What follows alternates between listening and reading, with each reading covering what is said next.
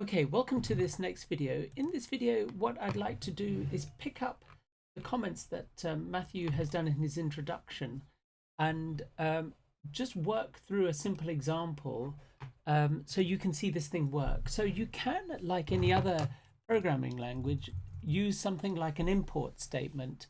So you can import other functions and other methods and so on into your code. Now, just so you're aware, this is a .hs file, this area here. This section over here is the equivalent of my prompt, my terminal window, and here are the results over here. So this is just to make the video a little simpler for us to see. So for example, if I wanted to import the syntax, looks a bit like this. So here I'm importing I want to import functions which will help me manage to work with the character, and I want to process characters, and I want to do some stuff. I can generally import it like this, or I can actually very selectively choose the functions I'm interested in selecting. So let's just say I take upper and lower, and remember, a character is not a string, it is a single character. So that would be a very simple import statement. It's got a certain syntax here. Let's attempt to use it. I'm going to create a function. Let's just call it fn. I declare my input, my parameter rather, going to be a character, and my output is going to be a character. Let's define what this does. I send in a character, and what I'm going to do is I'm going to run it. You notice in this environment it certainly lets you see it. So let's just have a look at a couple of things before we continue. Here you notice whenever you use a function, you typically put the parameter immediately after the function when you call it. So that's the parameter being passed in, that's the result. So let's just test it over here, shift this over.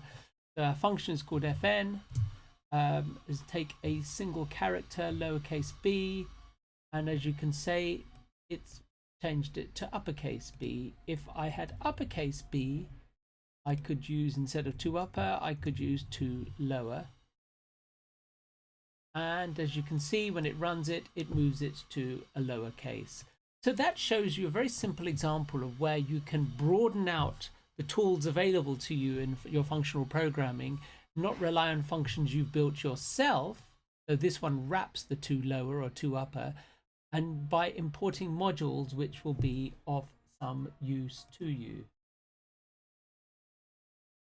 Now, just to wrap up this introductory video, you'll notice that when I use the 2 lower, and you can see I'm using it here, this is called a prefix notation because the function is stated first and then the parameter follows.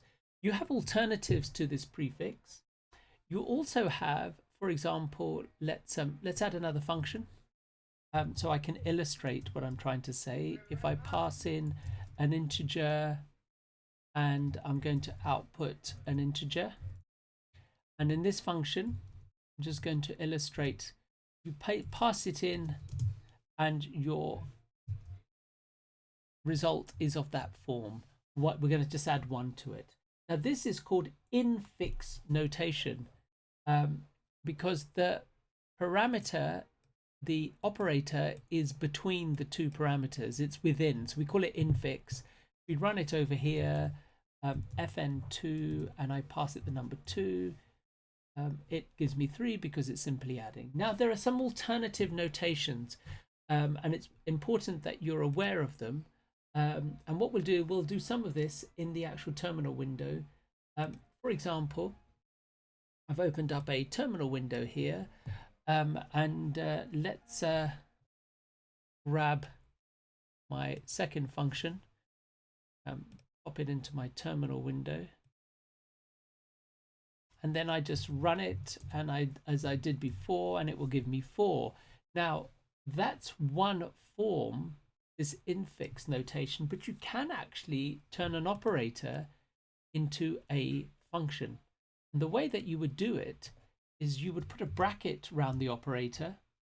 So what I'll do is I'll demonstrate it first of all here, and then we'll play with it for a second.